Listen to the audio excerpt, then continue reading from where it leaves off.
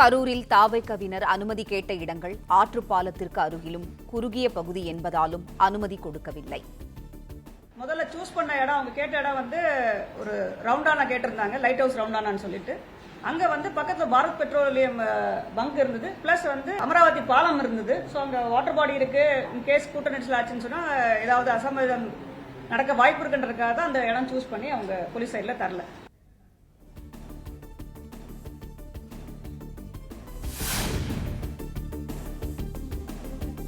கரூரில் விஜய் பிரச்சாரத்தின் போது தடியடி நடத்தப்படவில்லை என்று ஏடிஜிபி டேவிட்சன் தேவாசி வாதம் விளக்கம்.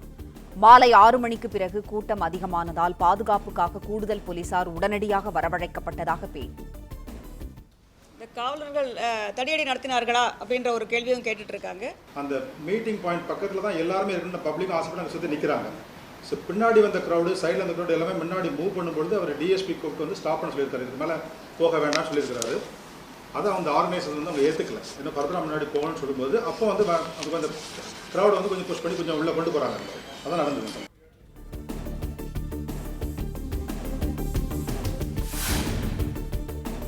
கரூரில் விஜய் பிரச்சாரத்தின் போது மின் விநியோகம் நிறுத்தப்படவில்லை என வீடியோவுடன் விளக்கம். ஜெனரேட்டர் இருந்த பகுதிக்குள் தொண்டர்கள் நுழைந்ததால் குறிப்பிட்ட பகுதியில் மட்டும் போக்கஸ் விளக்கு அணைந்ததாக அதிகாரிகள் பேட்டி. வேலுசாமிபுரத்தில் தமிழக வெற்றிக் கழகத்தின் தலைவர் உரையாற்றிக் கொண்டிருந்த போது தடையில்லாத மின்சாரம் வழங்கப்பட்டுள்ளது என்று தெரிவித்துக் கொள்ளப்படுகிறது. அனைத்து புகைப்படங்களிலும் சம்பவம் நடைபெற்ற போது தெருவிளக்கு மற்றும் கடைகளில் வெளிச்சம் இருப்பது தெளிவாக தெரிகிறது. டிவி சைட்ல பவர் கட் பண்ணவே இல்லைன்னு சொல்லியிருக்காங்க. பட் நீங்க வீடியோ கிளியரா பாத்தீங்கன்னா ஒரு குறிப்பிட்ட லொகேஷன்ல அந்த போக்கஸ் லைட் ஆஃப் ஆகுறது தெரியும் உங்களுக்கு.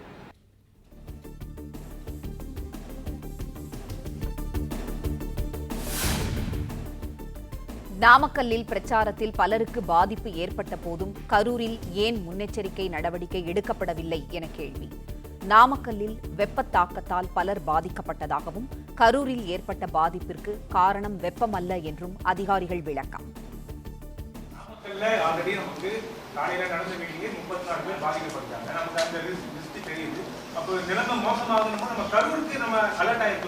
நாமக்கல்ல போட்டு ஸ்ட்ரென்த் 247. அங்கே அஃபெக்ட் ஆனது எல்லாமே ஹீட் ஸ்ட்ரோக்கில். ஏன்னா லாங் ஹவர்ஸ் வெயிட்டிங், காலையில் வெயிட் பண்ணும்பொழுது அந்த வெயில்னால ஹீட் ஸ்ட்ரோக். கரூரில் போட்ட ஸ்ட்ரென்த் 500 பேர், அதில் டபுளாக போட்டிருக்காங்க.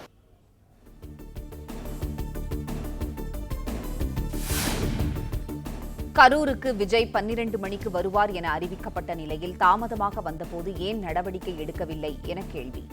அனுமதிக்கப்பட்ட பிற்பகல் 3 மணி முதல் இரவு 10 மணிக்குள் விஜய் பிரச்சாரம் செய்ய வந்ததால் அனுமதி வழங்கப்பட்டதாக அதிகாரிகள் பேட்டி. போலீஸ் கொடுத்த பெர்மிஷன் டைம் 3 to 10 அப்படிங்கற மாதிரி சொல்றாங்க. அந்த 3 ல இருந்து 10 மணிக்குள்ள அவர் எப்பனாலும் வரலாம் அப்படி அதுக்கு தயாரா நம்ம இருந்திருக்கோம். அதுக்கு அந்த ரிக்வெஸ்ட் என்ன டைம் கொடுத்தாங்க, அந்த டைம் ஃப்ரேம் நம்ம அப்ரூவ் பண்ணிட்டோம். அந்த கொடுத்த கண்டிஷன் இல்ல அந்த டைம் பீரியடுக்குள்ள இல்ல நம்ம ஏன் அவர் லேட்டா வந்தான்னு சொல்லி கவர்மெண்ட் சொல்லி பொதுவா எல்லா இடங்களிலுமே லேட்டா தான் நடந்துட்டு இருக்கு. எல்லா ஊர்களையும் லேட்டா தான் நடந்துட்டு இருக்கு. சார் நாங்க அந்த ரிக்வெஸ்ட் பண்ண டைம் பீரியட் நம்ம பெர்மிட் பண்ணிட்டோம். டைம்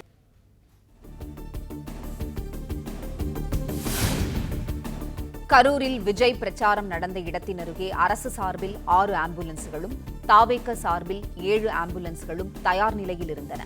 கரூரில் விஜய் பிரச்சார கூட்டத்திற்கு அடிக்கடி ஆம்புலன்ஸ்கள் வந்தது எப்படி என்ற கேள்விக்கு தமிழக அரசு விளக்கம்.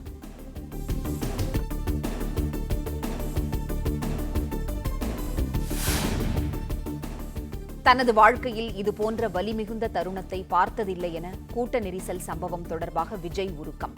விரைவில் பாதிக்கப்பட்டவர்களை நேரில் சென்று சந்திக்க இருப்பதாகவும் பேச்சு. என் லைஃப்பில் இந்த மாதிரி ஒரு பெயின்ஃபுல்லான ஒரு சுச்சுவேஷனை நான் ஃபேஸ் பண்ணதே கிடையாது. மனசு முழுக்க வலி மட்டும்தான். இந்த நேரத்தில் சொந்தங்களை இழந்து தவிக்கிற அத்தனை குடும்பங்களுக்கும் என்னுடைய ஆழ்ந்த இரங்கலை தெரிவிச்சுக்கிறேன். எனக்கு தெரியும், என்ன சொன்னாலும் இது ஈடேயாகாதுன்னு எனக்கு தெரியும்.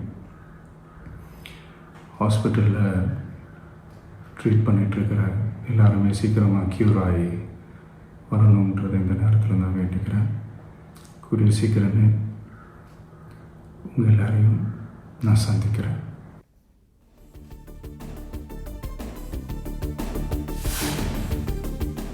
ஐந்து மாவட்டங்களுக்கு தான் பிரச்சாரங்களுக்கு சென்ற நிலையில் கரூரில் மட்டும் இப்படி நடந்தது ஏன் என்று விஜய் கேள்வி. மக்கள் அனைத்தையும் பார்த்து கொண்டிருக்கிறார்கள். அனைத்து உண்மைகளும் வெளியே வரும் என்று கருத்து.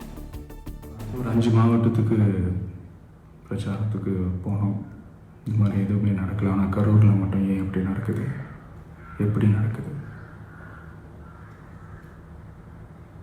மக்களுக்கு எல்லா உண்மையும் தெரியும்.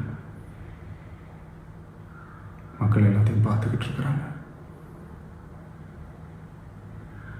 கரூரை சேர்ந்த அந்த மக்கள் அந்த உண்மையெல்லாம் வெளியில் சொல்லும்போது எனக்கு கடவுளே நேரில் வந்து இறங்கி அந்த உண்மைகள்லாம் சொல்கிற மாதிரி எனக்கு தோணுச்சு.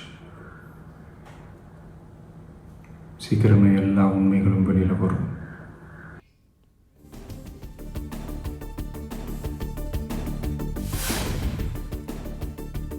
கரூர் கூட்ட நெரிசல் சம்பவம் தொடர்பாக தாவேக தொண்டர்கள் மீது கை வைக்க வேண்டாம் என விஜய் வேண்டுகோள்.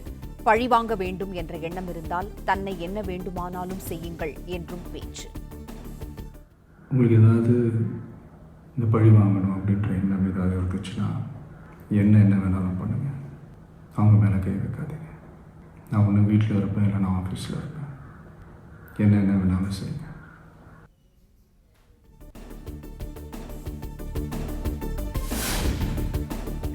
பதற்றமான சூழலை தவிர்க்கவே தாம் மீண்டும் கரூருக்கு செல்லவில்லை என தாவேக தலைவர் விஜய் விளக்கம். பிரச்சாரத்திற்காக தங்களுக்கு ஒதுக்கப்பட்ட இடத்தில் பேசியதை தவிர வேறு எந்த தவறும் தான் செய்யவில்லை என்றும் வேதனை. ஆனால் மனுஷன் தானே. அந்த நேரத்தில் அத்தனை பேர் பாதிக்கப்பட்டு இருக்கும்போது எப்படி அந்த ஊரை விட்டுட்டு என்னால் கிளம்பி வர முடியும்?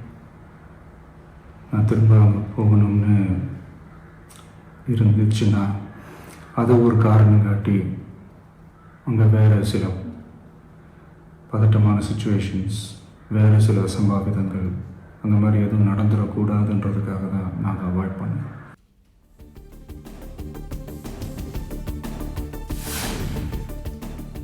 இன்னும் வலிமையாகவும் தைரியமாகவும் தனது அரசியல் பயணம் தொடரும் என விஜய் உறுதி. தங்களது வலிகளை புரிந்து கொண்ட அரசியல் தலைவர்களுக்கு நன்றி தெரிவிப்பதாகவும் வீடியோ வெளியீடு.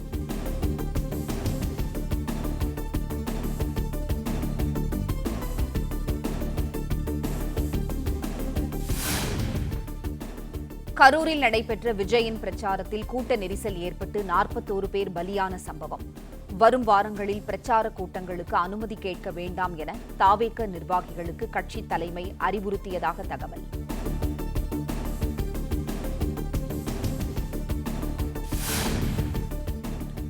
வரும் வாரம் விஜய் பிரச்சாரம் செய்யவிருந்த இடங்களில் முன்னேற்பாடுகள் செய்ய வேண்டாம் என தாவேகவினருக்கு அறிவுறுத்தல்.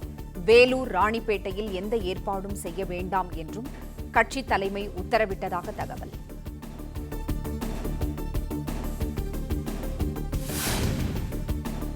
கரூரில் தாவேகவினர் அனுமதி கேட்ட இடங்கள் ஆற்றுப்பாலத்திற்கு அருகிலும் குறுகிய பகுதி என்பதாலும் அனுமதி கொடுக்கவில்லை.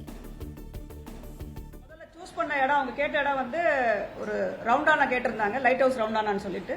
அங்க வந்து பக்கத்துல பாரத் பெட்ரோலியம் பங்க் இருந்தது, பிளஸ் வந்து அமராவதி பாலம் இருந்தது. ஸோ அங்க வாட்டர் பாடி இருக்கு, கேஸ் கூட்ட நெரிசல் ஆச்சுன்னு சொன்னா ஏதாவது அசம்பாவிதம் நடக்க வாய்ப்பு இருக்குன்றதுக்காக தான் அந்த இடம் சூஸ் பண்ணி அவங்க போலீஸ் சைட்ல தரல.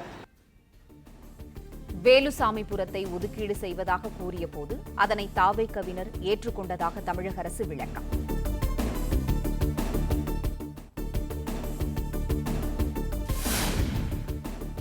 கரூர் கூட்ட நெரிசல் சம்பவம் தொடர்பாக கைது செய்யப்பட்ட தாவேக நிர்வாகிகளுக்கு அக்டோபர் 14ஆம் தேதி வரை நீதிமன்ற காவல்.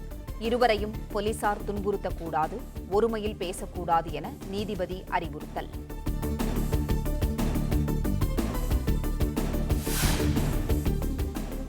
நீதிமன்ற உத்தரவை கேட்டதும் அழுதபடி சென்ற மதியழகனின் மனைவி. உறவினர் ஒருவர் ஆறுதல் கூறி அழைத்துச் சென்றார்.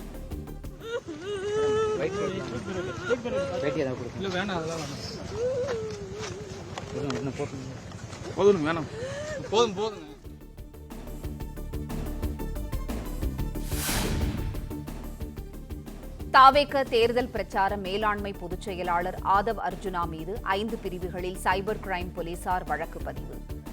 சமூகத்தின் அமைதியை குலைக்கும் வகையிலும் வன்முறையை தூண்டும் வகையிலும் கருத்து பதிவிட்டதாக கூறி நடவடிக்கை.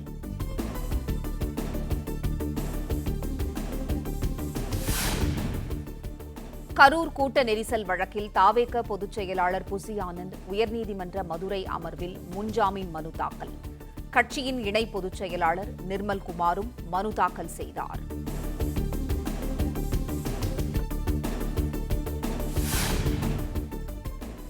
கட்டுப்படுத்த முடியாத அளவில் கூட்டம் கூடியதாலும் போதுமான போலீசார் பணியமர்த்தப்படாததுமே கரூர் கூட்ட நெரிசலுக்கு காரணம். காவல்துறை தரப்பில் தங்களுக்கு எவ்வித எச்சரிக்கையும் வழங்கப்படவில்லை என்றும் முன்ஜாமீன் மனுவில் புசி ஆனந்த், நிர்மல் குமார் குற்றச்சாட்டு.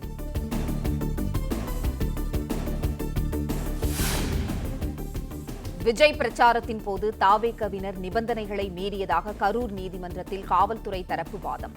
கூட்ட நெரிசலுக்கு தாவேக தான் காரணம் என காவல்துறையினரும், போலீசார்தான் காரணம் என தாவேகவும் பரஸ்பரம் குற்றச்சாட்டு.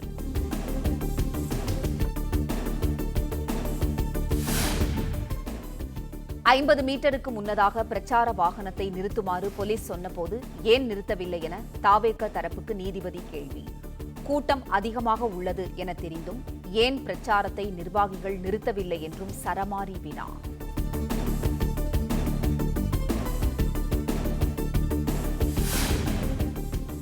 விஜய் பிரச்சார நிகழ்ச்சிக்கு ஏன் 10,000 பேருக்கு மட்டும் அனுமதி கேட்டீர்கள் என தாவேக தரப்புக்கு கரூர் நீதிமன்ற நீதிபதி கேள்வி. விஜயை காண கட்சியினர் மட்டுமன்றி அனைத்து தரப்பினரும் வருவார்கள் என தெரியாதா என்றும் வினா.